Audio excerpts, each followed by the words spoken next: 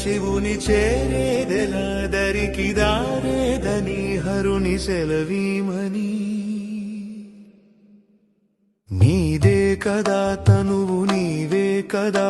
నువ్వు నాదేది నీ దరికి నన్ను చేరని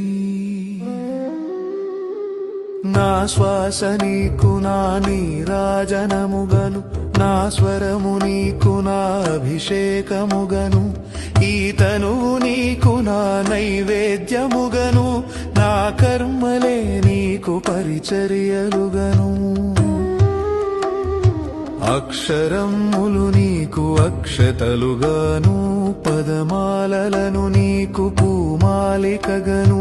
కరతాళ ధ్వనులివే మేళతాళాలుగను